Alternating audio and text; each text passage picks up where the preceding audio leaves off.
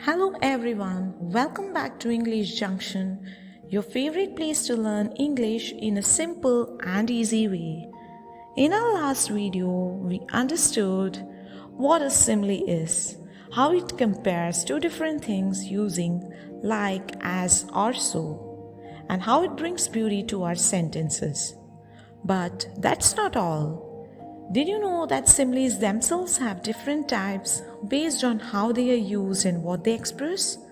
So today in part 2 of simile, we are going to explore the types of similes with clear explanations, fun examples and real life uses that will make your understanding even stronger. So if you haven't watched part 1 yet, do check it out first for a quick recap. And now let's dive straight into the exciting world of types of similes. Well, there isn't a fixed number in grammar, but in literature and English learning, writers usually group similes into 5 to 7 main types based on their style, purpose, and effect. So without wasting time, let's see the types of similes. We will learn all the things displayed here. Let's begin with the first one, that is realistic simile. A realistic simile compares things in a true-to-life and believable way. It describes something that could actually happen in real life. Now let's understand it through some examples. Remember, every simile may look simple, but the way we use it can change completely its meaning or feeling. So let's see how. Example 1. The water was so cold it made my teeth chatter. Now here we are talking about something that can really happen. When the water is extremely cold, our teeth actually start to chatter. This is called realistic simile because it describes a situation that feels real and believable. The listener can almost feel how cold the water was. Even though we don't use like or as here, it still creates a strong comparison and makes the picture clear in our minds. That's the power of realistic simile. Now let's see the second example. The movie was so sad it made me cry. Now this is something that happens in real life, right? When we watch a sad movie, sometimes we can't help but cry. This sentence shows a real and believable comparison. It expresses how sad the movie was by showing its real effect on a person. Again, even though it doesn't use like or as, it still creates strong image and feeling, something that connects with our real experiences. That's why it's also called a realistic simile, because it paints a picture that feels true and possible. So these sentences sound natural, right? Because we can feel them, we can imagine them. That's what makes them realistic. I hope now you're clear with the first concept of realistic simile. Now, let's look at the opposite kind, one that's full of imagination. It's called unrealistic or imaginative simile. Second type. An unrealistic simile is based on creativity and comes from imagination, not real life. It sounds creative, poetic, or dramatic and helps us picture something more vividly. Now let's understand it through some examples. His anger was like a volcano ready to erupt. Here we are comparing two completely different things, his anger and a volcano. Now can a person's anger really become a volcano? Of course not. But this simile helps us imagine how strong and explosive his anger felt, just like a volcano that's about to burst. That's why it is called an unrealistic simile. It's not something that can truly happen, but it creates a powerful image in our minds. Writers use such similes to make emotions more vivid and dramatic. Now, next example. The classroom was as quiet as graveyard. Here again we are comparing two different things, a classroom and a graveyard. In real life, a classroom and a graveyard are not the same at all, but both share one similar idea, silence. A graveyard is a very quiet place, so when we say as quiet as a graveyard, we mean the classroom was extremely silent, almost too quiet. That's why it's an unrealistic simile. It's not a real comparison, but an imaginative one, used to create strong pictures in listeners' mind. These aren't realistic, but they help us picture strong emotions or images. Poets love using them. Just remember that this one comes from our imagination and not real life. Now let's move to the next one, that is literary or poetic simile, our third type. A literary simile adds beauty and emotion to writing. It's used in poems, stories and songs to make language more expressive. Let's understand it through examples. My love is like a red, red rose. This line was written by the famous poet Robert Burns. Here we are comparing love to a red rose. Of course, love isn't really a rose, but this simile helps us imagine how beautiful, delicate, and deep that love feels. The poet uses this comparison to express emotion and create a romantic image in the reader's mind. That's what makes it a poetic simile. It doesn't just describe something, it makes you feel it through beautiful and artistic language. Now, let's look at another poetic simile. Life is like a shadow that fades at sunset. Here we are comparing life to a shadow. Now a shadow appears for a while and then slowly fades away as the sun sets. In the same way, this simile tells us that life is temporary, it doesn't last forever. It's not a realistic comparison, but it's full of meaning and feeling. This is what makes it a poetic simile. It uses imagination and emotion to make us think deeply about life.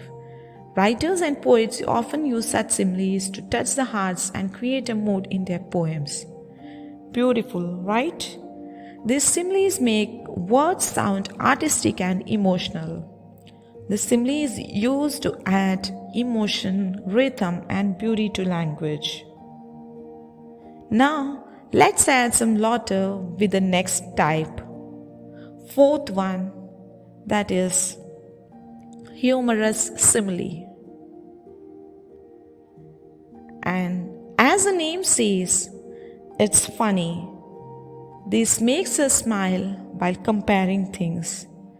Writers use them to add humor and make sentences entertaining. He was as confused as a chameleon in the bag of Skittles. Here we are comparing a person to a chameleon. Not just any chameleon, but one that's stuck in a bag full of colorful Skittles. Imagine how confused that poor chameleon could be, trying to match all those bright colors. The simile is funny and exaggerated, and that's what makes it humorous. It's not meant to be realistic. It is used to make people laugh and visualize confusion in a funny way. That's the purpose of humorous simile, to describe something in a way that's both clear and comical. Now, let's see another example. She was as clumsy as a cow on ice. Now just imagine a cow trying to walk on ice. It would slip, stumble, and struggle to keep its balance, right? That picture itself makes us laugh. So when we say she was as clumsy as a cow on ice, we mean she was very awkward or unsteady, maybe dropping things or bumping into stuff. This simile is funny because it compares a person's clumsiness to something that's so unlikely and silly, a cow skating on ice. That's what makes it a humorous simile. It's not real, but it's funny and easy to imagine. These makes us smile while comparing things. Writers use them to add humor and make sentences entertaining. Now, some similes are so common, you have probably heard them many times. And that's our next type, cliche simile. A cliche simile is very common. It's been used so often that it has become predictable. We use them because they are simple and clear. Cliche similes are also called popular age-old similes. Now, let's have a quick look into it. First one, as proud as a peacock. This is something we often say in daily life. We are comparing a person's pride to a peacock. Now, think about a peacock. It spreads its colorful feathers and walks proudly, right? So when we say he is as proud as a peacock, we mean he feels very proud or pleased with himself. It's not a poetic or funny expression. It's just an everyday simile that people use in normal conversation. That's what makes it an everyday simile, because it's simple, natural, and easy to understand. Now, let's move to the next one. As tough as leather. We are comparing a person or sometimes an object to leather. Now, leather is strong, firm, and hard to break, right? So when we say he's as tough as leather, we mean the person is very strong, either physically or mentally. For example, even after many problems, he stayed as tough as leather. It means he didn't give up, he stayed strong. Now, let's move to the third type. As old as hills. That is the third example. Now, think about it. Hills have been on earth for thousands of years, right? They are ancient and unchanged. Let's look at this sentence. Those traditions are as old as the hills. Now, what are we comparing here? We are comparing traditions and hills. Both are different things, but they share a common quality, age. Hills have been around for thousands of years. So those traditions are as old as hills means these traditions have been followed for a very long time. So remember, these may be old but still useful in our daily conversation. Now let's talk about a slightly different kind, one that tells what something isn't like. Sixth type of simile, that is the negative simile. A negative simile shows contrast. It tells what happens, what something is not like. It helps us understand the difference or soften a statement. We often use it in our daily conversation. She was not as kind as she seemed. Now notice something. This also uses the word as kind as. But here we are showing a negative comparison.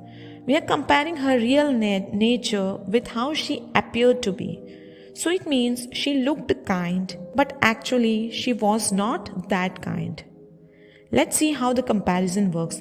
Two things are being compared, her real self and how she seemed to others. We add not to show contrast or the difference. And for comparison, we use the word as. She appeared nice, but deep down she was not that kind. Now let's see another example. The exam was not as hard as I expected. Now look carefully, this sentence also uses the as pattern. But because it has not or was not, it becomes a negative simile. So what are we comparing here?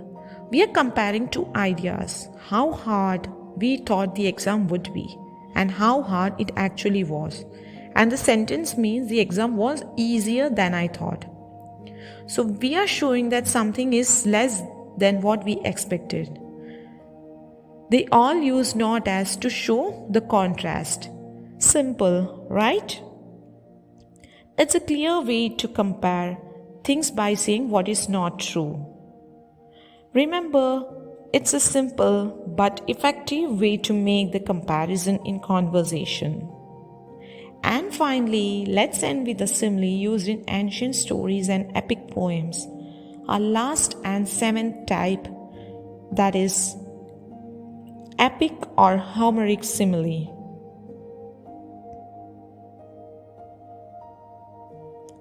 An epic simile is long, detailed, and often dramatic. It was popular in ancient literature. It builds suspense and adds depth to storytelling. Now let's look at these examples. Like a storm gathering strength over the sea, his anger grew with every word spoken. Now listen carefully. This is an epic simile. We are comparing a man's anger to a storm over the sea. Just imagine a storm doesn't start suddenly. First, the wind begins to blow, then the clouds get darker, and slowly the waves rise higher and higher until the storm becomes violent. That's exactly how his anger is described. It starts small, but with every word someone says, his anger keeps growing stronger, like a storm becoming fierce. So this simile doesn't just tell us he was angry, it helps us feel the power, the build-up, and the intensity of his emotion. That's what makes it epic. Now let's see another example. Like an eagle soaring above the clouds, she rose above every challenge that came her way. Here we are comparing a woman's strength and courage to an eagle. The eagle flies high above the clouds. It doesn't get disturbed by storms or winds below. It keeps flying fearlessly and gracefully in the open sky. In the same way, she doesn't let problems pull her down. She rises above her difficulties just like an eagle rises above the storms. So this is a powerful and inspirational simile. It shows courage, freedom, and determination. That's why we call it epic, because it paints a heroic picture in your mind. It creates a powerful image in the reader's mind, dramatic and heroic. Epic similes are longer, which has more dramatic comparisons. They just don't compare, they paint a picture, helping you see, hear, and feel the emotion behind the words. Now I hope you are clear with all these 7 types of similes. We have learned that similes can be used in many ways to describe beauty, emotion, comparison, irony, and much more. Each type adds a different color and meaning to our words. Remember, the key to mastering similes is not just knowing their definition, but understanding how and where to use them. I hope this video helped you see the magic of similes more clearly. And trust me, once you start identifying them in poems, songs, or even daily conversation, you'll enjoy English like never before. If you found today's lesson helpful, don't forget to like, share, and subscribe to English Junction, where English learning is always simple, easy, and fun. We'll be happy to know the feedback in comments so that we can understand it is helping you all in your learning journey. In our next video, we'll continue this journey into metaphor. Again, the metaphor is a twin sister of simile. So stay tuned, keep learning, and keep shining with English Junction.